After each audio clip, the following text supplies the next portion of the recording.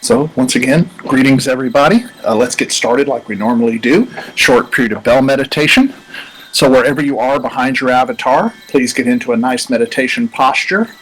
And as I ring the Ching bell, the idea, focus on the sound of the bell. Get that concentration going, get that deep listening going, because that will allow you to absorb some Dharma today. Along the way, you're probably going to get distracted, happens to all of us.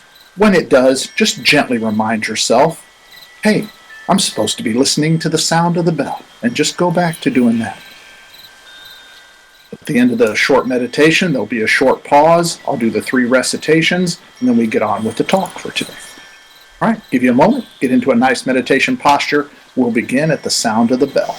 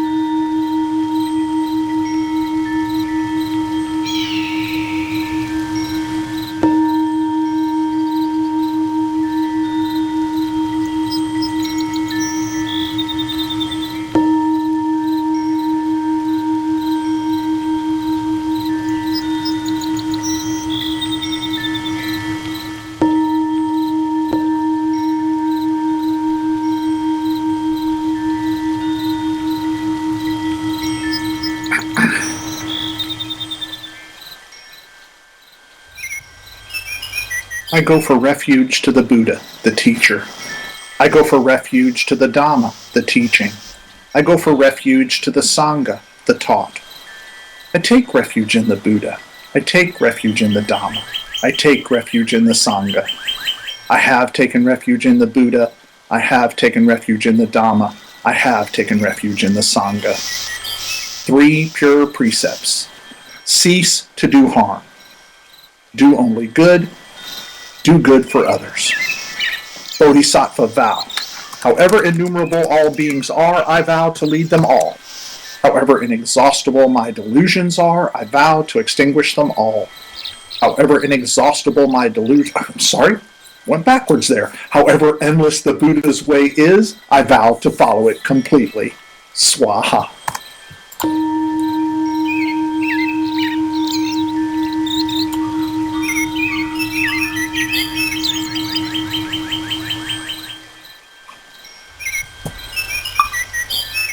All right, so the Monday before Christmas Eve. So welcome everybody. It's good to see you. It's So, today we're going to talk about what supports your worldview. And I've mentioned worldview before, and it's basically how we see ourselves as we engage ourselves and as we engage the world around us. How do we see it? Why do we act the way we do? Why do we do the things we do? So as Buddhists, of course, this is a big part of our worldview, is this whole Buddhist philosophy and Buddhist practice angle. So how we view ourselves, how we view the world we live in, and how we look at our place in it drives how we think and act. It is why appropriate view is one of the Eightfold Path, and it is seen as one of the major ways out of suffering and out of discontentment and out of anguish. Because if you can get a clear view of things, what you think might be, might not be. So the question arises, how does one actually practice appropriate view? Right? How can we get that worldview? Well, there's a sutta, and it's called the Ugahita Sutta. Ugahita Sutta. And it offers an answer to that question. It's short, but it's a really definitive teaching in which no mention is made at all of past views. Right? So the past is left out of it. It focuses on what worldview one holds in the moment that they read and they recognize the value of the teachings, for example. And then what is done with, say, the teachings in the moments that follow. And I'm using the teachings just as an example, the Buddhist teachings, because it also encompasses other teachings and other experiences, because we learn from every moment if we allow ourselves to. It focuses on what will happen when the teaching is applied. And when it is applied, we know that there are causal factors. And the Buddha has 5 factors that he offers in this sutta. So 5 factors about what is supporting your worldview. So again, it's a really short little sutta. And here it is. Thus have I heard. When our view is supported by 5 encompassing factors, then awareness arises in the body-mind. It has awareness as the award for appropriate actions. What are the 5 encompassing factors? It is the instances when view is supported by virtue, by lifelong learning, by social consensus, by serenity, and by insight into self and community. With the support of these 5 factors are present in the arising of view in the body-mind, encompassing awareness is the reward. Now, before I go further with this, it's very interesting that in this particular sutta, the word reward and award is used. Because so many lay people, and this was directly pointed at lay people, this particular teaching, like most people, they say, well, if I do this hard work, what do I get out of it? What's my prize? And so the Buddha understood that, and he was big into the whole skillful means thing. So these are the wording that he would use because it kept people's attention. It said, look, you do the work, you do get something out of it. But he may have called them awards or rewards, but we know in the end that they're just the right thing to do, these actions, irregardless of what we get afterwards. But about the sutta, it is extremely difficult to hold to inappropriate views if you've worked on the development of a virtuous character. Right? A character that's full of loving kindness and compassion and generosity and struggles to take appropriate actions and have appropriate views. The whole Eightfold Path. So if you're developing that, it's really hard for you to have an inappropriate view of something, because in the Eightfold Path, view is kind of the first thing you look at. Racism. Racism cannot be justified if compassion is present, if loving kindness is present.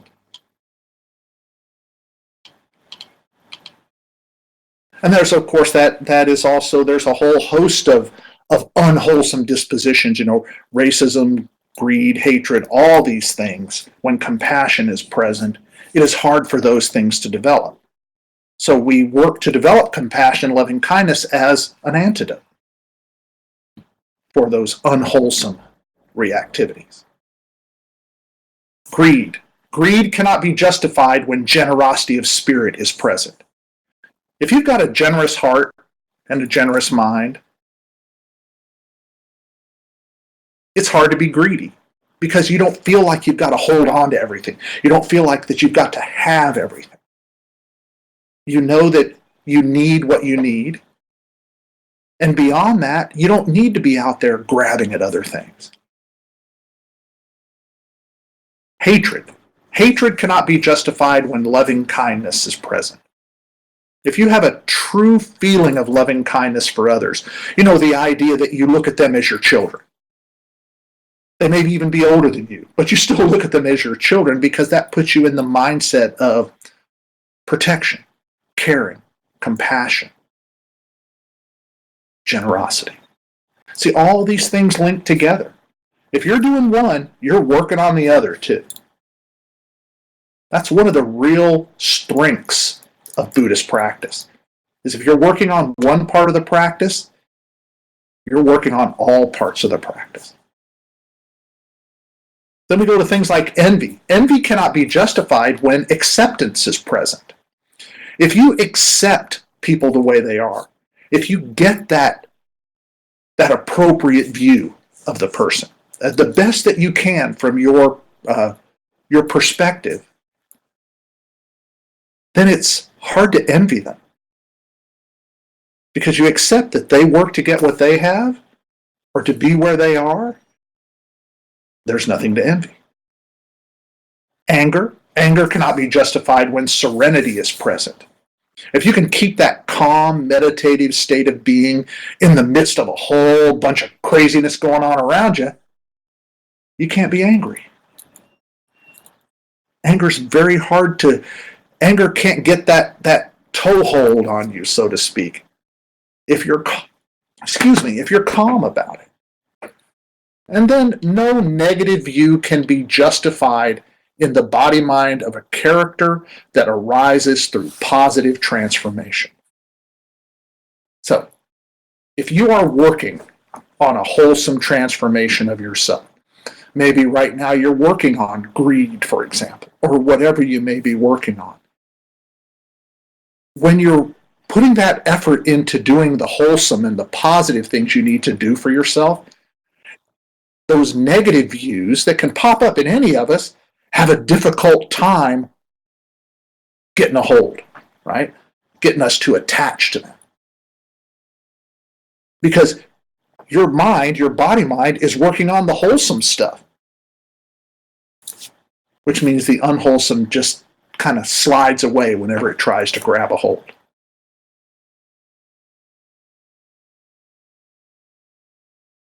Now, there is a state of being, though, that clouds one's view of all phenomena.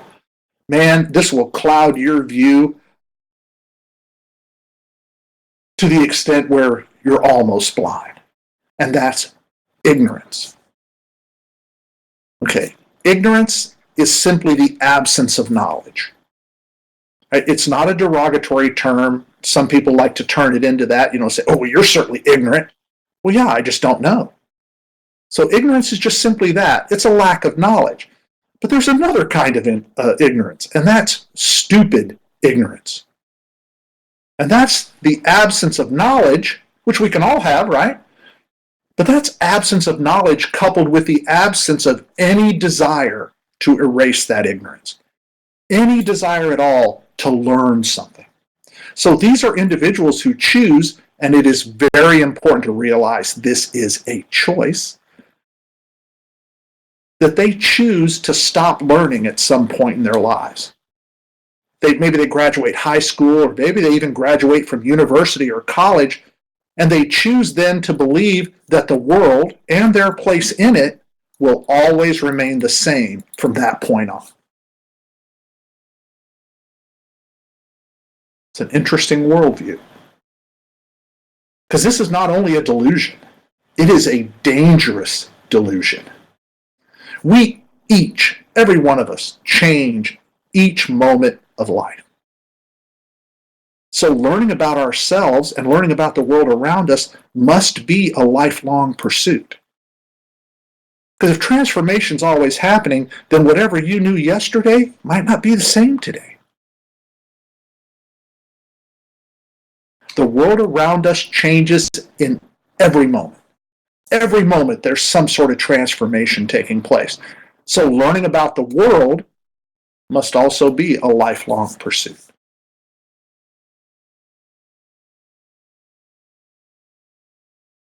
Transformation happens in each moment. The transformation of our worldview can happen in each moment. I say can because things happen that don't have an effect on our worldview, but then things happen that do.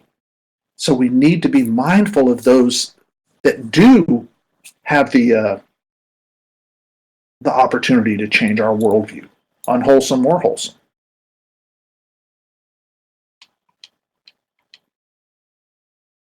Now, if we're talking about worldview, one person alone does not make an appropriate worldview.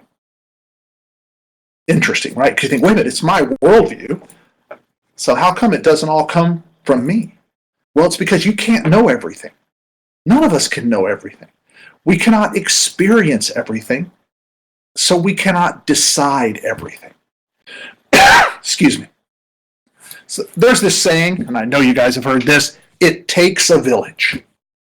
And this is absolutely reality. It is Dharma. It takes a village to do everything we do. This planet named Earth is huge, but the speed and the availability of communication can give it the feel of a village. I mean, look at us. There's not a one of us that's living in the same state. Some of us aren't living in the same countries. But yet, here we are. Because of the speed and the availability of communication, this Sangha, I mean, for all intents and purposes, is kind of a little village. Someone in Africa can find out what is happening in the Arctic Circle. Someone in America can find out what's happening right now in China. And any of this can happen a lot quicker than Master EDIG Dogen called a moment. 1/75th of a second was his idea of a moment. Basically, the snap of a finger. But yet our communication, our ability to communicate with others across the planet can happen quicker than that. And this amazing resource allows the opportunity to bring different minds and voices together, yay for that, and together they can arrive at more appropriate views that encompass the entirety of our world, rather than just that small bit that each one of us get to stand on. I mean, when I look down at my feet right now and see where they're touching the floor, that's my whole space right now.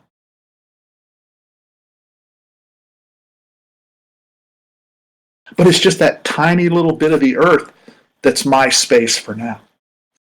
So agreements and knowledge reached through social consensus are more likely to be honored.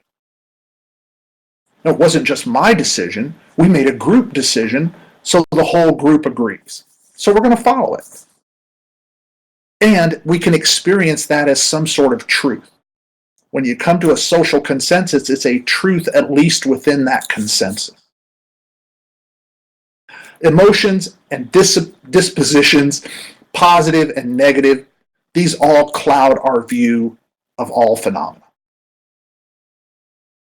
And it doesn't matter if that emotion or disposition is anger or joy or fear or hatred or laziness or love or anxiety or any of the other multitude that can arise in a body-mind.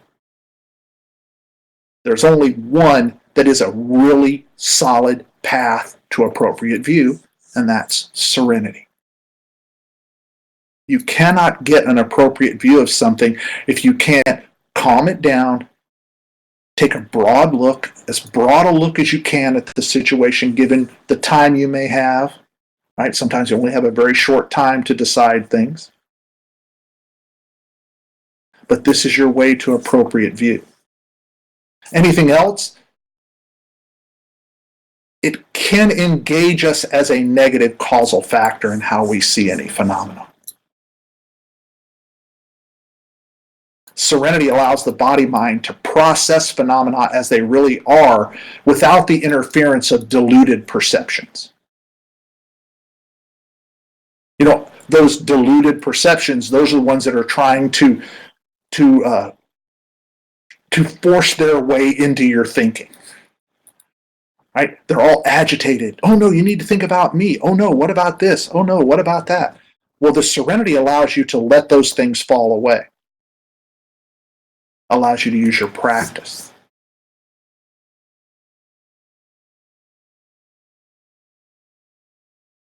The first four factors in the sutta, virtue, lifelong learning, social consensus, and serenity, lead a practitioner to having deep and encompassing insight about themselves and their world community. Insight is grounded in honesty that we direct both toward ourselves and we direct that toward society. Insight strips away delusion. It reveals the Dharma. It reveals the truth of any experience or situation. That is not to say you'll accept the truth every time. Insight has its foundations in mindfulness, in honestly knowing how we are and how the world around us really is. The goal of engaging the five factors as supports for an appropriate view results in an encompassing and corrective awareness. You begin to not only look inside, but you begin to look more outside yourself. And what is awareness after all but just a way of viewing the world around us? So awareness, it plays a big part in our worldview. With this type of view, we come to realize the Dharma of the Four Ennobling Truths, that suffering is a fact of all human existence, that craving and attachment are causes of suffering, and that there is a way out of suffering, and that way is eightfold.